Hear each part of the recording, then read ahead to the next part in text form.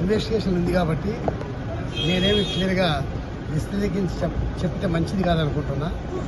అదే రకంగా ఈ నివేదికను టోటల్గా మా పార్టీ అధిష్టానానికి పిన్ టు పిన్ డీటెయిల్గా మా అధిష్టానానికి ఇవ్వడం జరిగింది.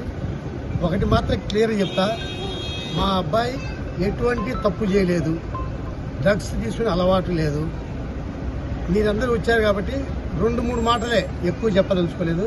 2-3 మాటలు వాస్తవ మాటలు చెప్పి ఆ తర్వాత డీటెయిల్గా ఇన్వెస్టిగేషన్ పూర్తయిన తర్వాత ఎవిడెన్స్తో డీటెయిల్గా మేము ముందుకు వస్తాం. ఆ 2-3 మాటలు ఏంటంటే, మా అబ్బాయికి ఆపరేషన్ జరిగింది, హార్ట్ ఆపరేషన్ 2021లో హార్ట్ ఆపరేషన్ జరిగింది. హార్ట్ ఆపరేషన్ జరిగినప్పుడు పెద్ద స్టెంట్ కూడా వేశారు. ఆ రోజు వేసినప్పుడు డాక్టర్ సలహా ఏం చెప్పారంటే 130-140 రేటు పల్స్ రేట్ కన్నా మించకుండా నీ ఆరోగ్యం కాపాడుకోవాలా, లేకుంటే ప్రాణాపాయం ఉంటుందని చెప్పి ఆ రోజు డాక్టర్ సలహా ఇచ్చారు. దాని ప్రకారంగా మెయింటైన్ చేసుకుంటూ ఎప్పటికైనా 110-120 ఇస్తే ట్రీట్మెంట్ చేయాలంటే 110-120 పల్స్ రేట్ వచ్చినప్పుడే మా అబ్బాయి సుస్థ అయిపోతుంది. దాని ప్రకారంగా ఆరోగ్యం మెయింటైన్ చేసుకుని పోతాడు. ఆ రోజు కూడా పల్స్ రేట్ చెక్ చేసి 97 ఉన్నది. ఎవరైనా డ్రగ్స్ కింద తీసుకుంటే మినిమం 150-200 పల్స్ రేట్ పోతాయి. అంటే ప్రాణాపాయం ఉందని తెలిసి కూడా డ్రగ్స్ తీసుకుంటాడని నేను అందరినీ ప్రశ్నిస్తున్నాను. ఇంకొక విషయం, బ్లడ్ తీసుకోకుండా బ్లడ్ పాజిటివ్ ఏ రకంగా వస్తుంది? బ్లడ్డే తీసుకోకుండా పాజిటివ్ ఏ రకంగా వస్తుంది? బ్లడ్ వాళ్ళు చెప్పిన మాట ప్రకారం బ్లడ్ తీసుకున్నామన్నా బ్లడ్ రిపోర్ట్ అవ్వాలంటే మినిమం 48 అవర్స్ పడుతుంది. మినిమం 48 అవర్స్ రిపోర్ట్ అవ్వాలి. ఎందుకంటే మేము ఇమీడియట్గా ఢిల్లీలో ఎయిమ్స్లో బ్లడ్ రిపోర్ట్ ఇస్తే వాళ్ళు 48 అవర్స్ లోపల బ్లడ్ రిపోర్ట్ ఇవ్వలే. ఆ బ్లడ్ రిపోర్ట్లు కూడా నెగిటివ్ వచ్చింది. అంటే ఇవన్నీ ఆ తర్వాత యూరిన్ శాంపిల్స్ మొదటిసారి తీసుకున్నప్పుడు 5 నుంచి 10 నిమిషాల లోపల రిజల్ట్ చెప్పారు. రెండోసారి యూరిన్ శాంపిల్ తీసుకున్నప్పుడు 5 గంటల నుంచి తీసుకొని 10 గంటల లోపల చెప్పారు. అంటే 5 గంటలు దానికి అవసరమా? అంటే దీంట్లో ఎంత జరిగిందని మీరే ఆలోచించుకోవాలా. నేనేం చెప్పాలనుకోలే.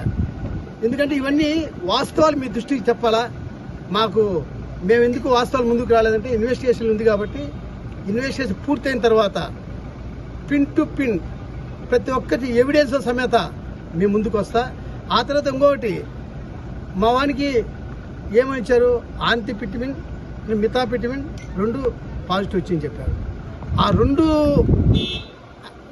ఐటమ్స్ కూడా మామూలు తీసుకుంటే మెడిసిన్స్ కూడా వస్తాయి. ఇప్పుడు మనం హార్ట్ సంబంధించిన మెడిసిన్స్ కానీ, షుగర్ సంబంధించిన మెడిసిన్స్ కానీ, ఆ తర్వాత ఎనీ మెడిసిన్స్ హై టెన్షన్ ఉన్న మెడిసిన్ తీసుకున్నా కూడా ఆ డ్రగ్స్లో అది వస్తుందని చెప్పి క్లియర్గా ఆక్స్ఫోర్డ్ ఇన్వెస్టిగేషన్ చేసే దాంట్లో కూడా ఉంది. ఆ కాగితం కూడా నాకానే ఉంది. అది కూడా ఎందుకంటే ఇవన్నీ రేపు ఇన్వెస్టిగేషన్ పూర్తయిన తర్వాత ఈ వాస్తవాలు క్లియర్గా నేను కాదు, మా అబ్బాయే ప్రెస్ ముందుకు వచ్చి పిన్ టు పాయింట్ ఎవిడెన్స్తో సమేత చూపిస్తాం. ఒకటి చెప్తున్నా, 100% మా వాడు తప్పు చేయలేదు, డ్రగ్స్ అలవాటు లేనే లేదు.